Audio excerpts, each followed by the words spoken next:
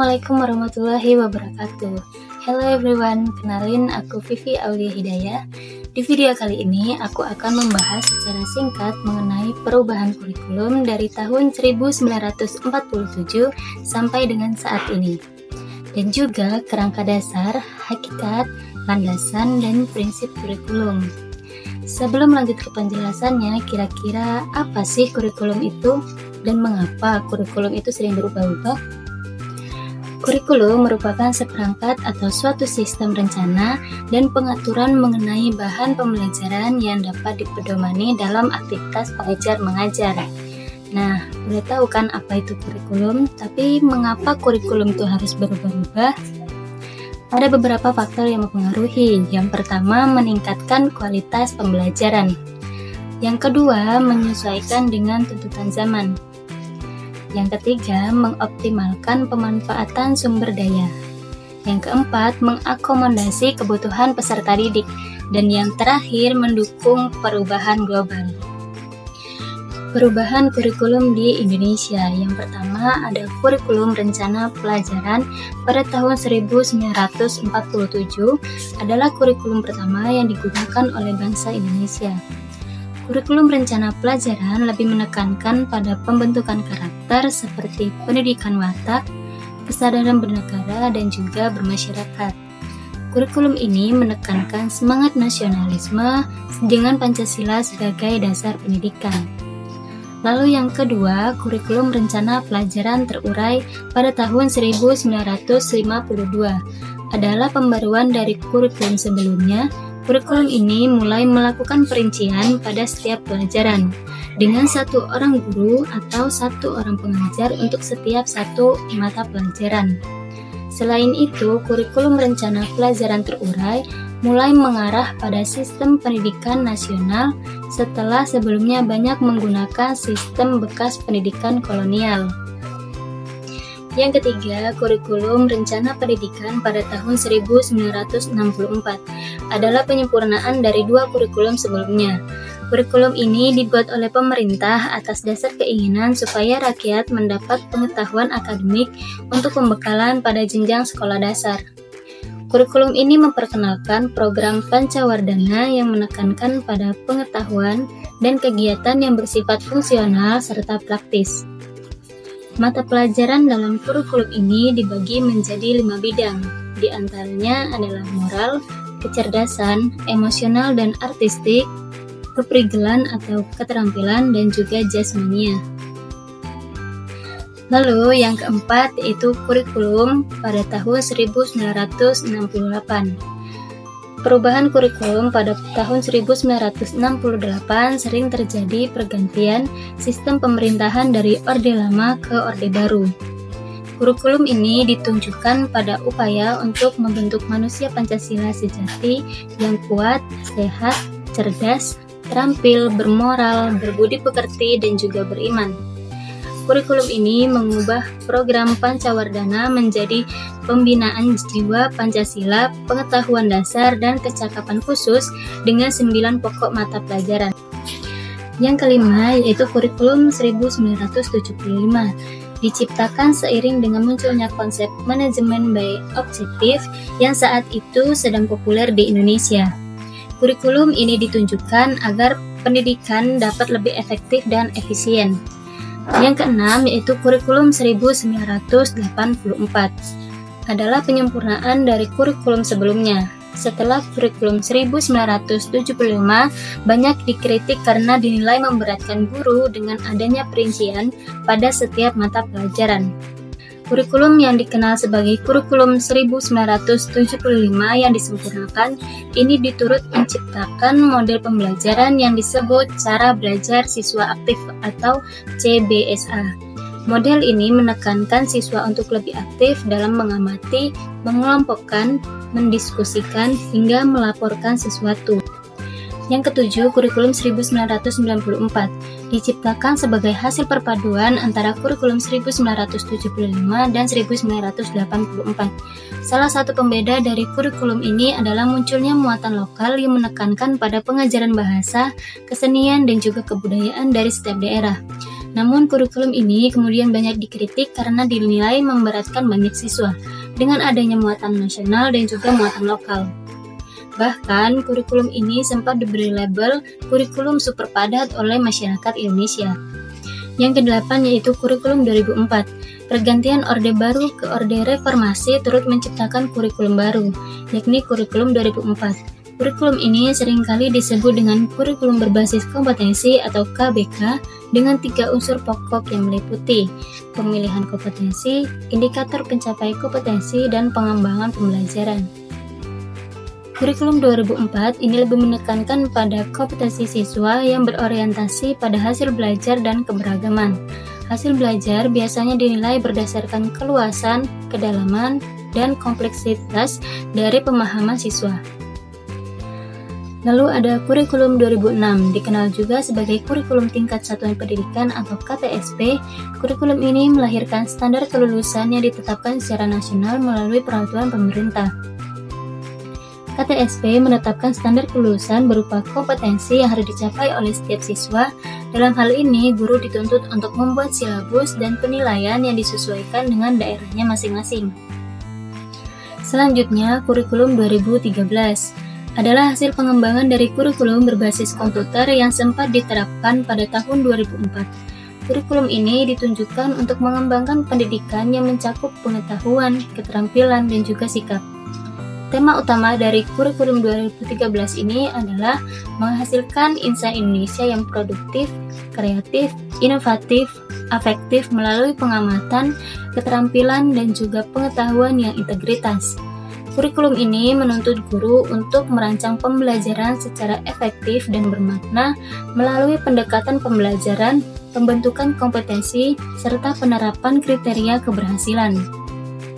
Dan yang terakhir yaitu kurikulum merdeka, adalah hasil dari evaluasi kurikulum 2013 yang dinilai terlalu ambisius dan berorientasi pada standar tinggi, tetapi tidak cukup memberikan kesempatan kepada peserta didik untuk benar-benar memahami isi materi yang diajarkan. Di sisi lain, pandemi COVID-19 yang mengubah metode pembelajaran dari tatap muka menjadi daring turut menjadi salah satu pertimbangan dalam perumusan kurikulum merdeka yang ditetapkan pada tahun 2022 oleh Kementerian Pendidikan dan juga Kebudayaan. Nah, selanjutnya kita akan membahas tentang kerangka dasar kurikulum. Kerangka dasar kurikulum adalah pedoman yang digunakan dalam menyusun kurikulum tingkat satuan pendidikan atau KTSP. Kerangka dasar kurikulum juga digunakan untuk mengembangkan dokumen kurikulum, implementasi kurikulum, dan evaluasi kurikulum, seperti contoh gambar di samping. Kerangka kurikulum ini bersifat dinamis sehingga dapat dikembangkan seiring dengan perkembangan zaman.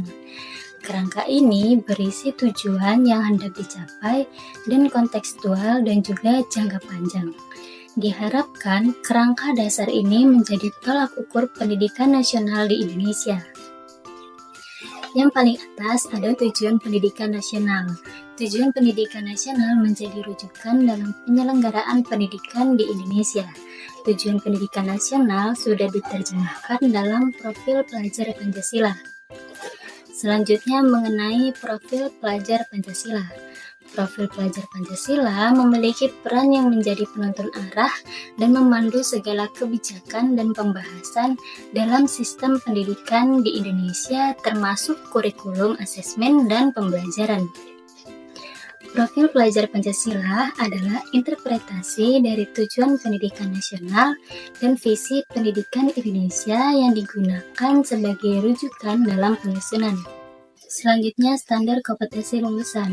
Standar kompetensi lulusan adalah kriteria mengenai kualifikasi kemampuan lulusan yang mencakup sikap pengetahuan dan juga keterampilan. Standar kompetensi lulusan ini digunakan sebagai acuan utama dalam pengembangan standar isi, standar proses, standar sarana dan prasarana, dan sebagainya. Struktur yang ditetapkan oleh pemerintah menjadi acuan sekolah untuk mengembangkan kurikulum menuju tercapainya profil pelajar Pancasila dapat ditambahkan dengan kekhasan sekolah sesuai visi dan misi dan juga tujuan sekolah.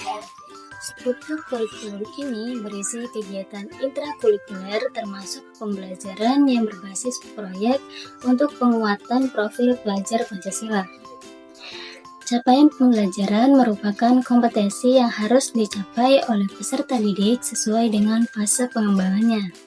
Prinsip pengembangan dan asesmen menjadi rujukan dalam penyelenggaraan pembelajaran dan asesmen di sekolah dalam gambar berikut.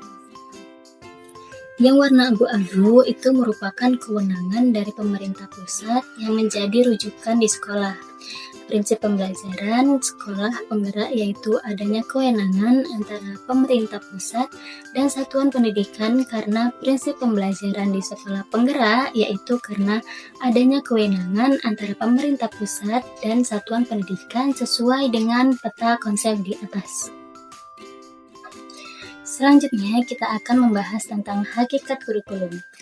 Hakikat kurikulum adalah acuan sebuah lembaga untuk membentuk citra dan juga aturan sekolah untuk mewujudkan cita-cita dan juga tujuan yang telah dirancang. Pada dasarnya, sebuah kurikulum dibentuk dan dirancang agar mampu mewujudkan anak didik memuat semua aspek seperti kognitif, afektif, maupun psikomotorik. Suatu kurikulum harus memiliki kesesuaian antara kurikulum dengan tuntutan, kebutuhan, kondisi, dan juga perkembangan masyarakat.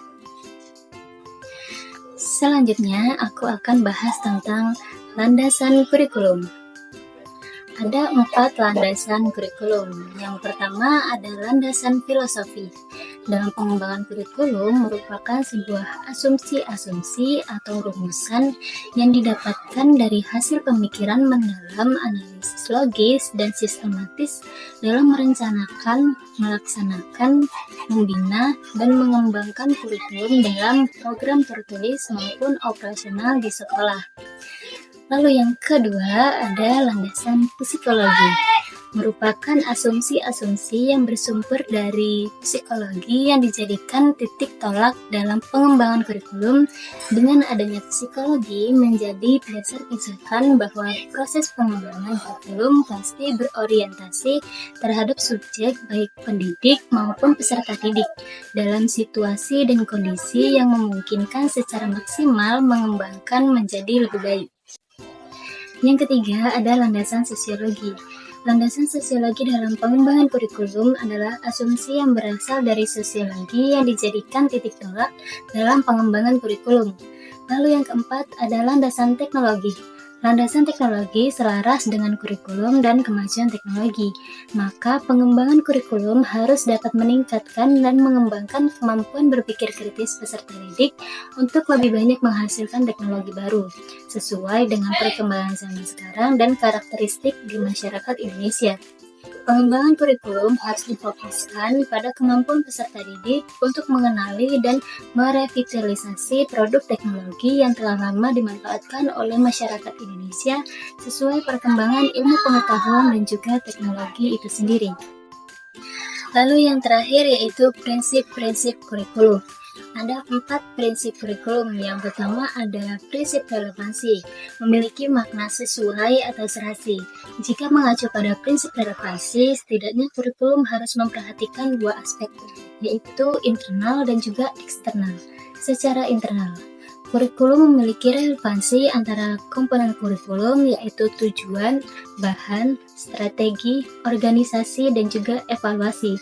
Sedangkan jika secara eksternal, komponen itu memiliki relevansi dengan tuntutan sains dan teknologi atau relevansi epistemologi dan juga tuntutan potensi peserta didik atau relevansi psikologi serta kebutuhan pengembangan masyarakat atau relevansi sosiologi. Lalu yang kedua yaitu prinsip fleksibilitas. Kurikulum harus memiliki fleksibilitas.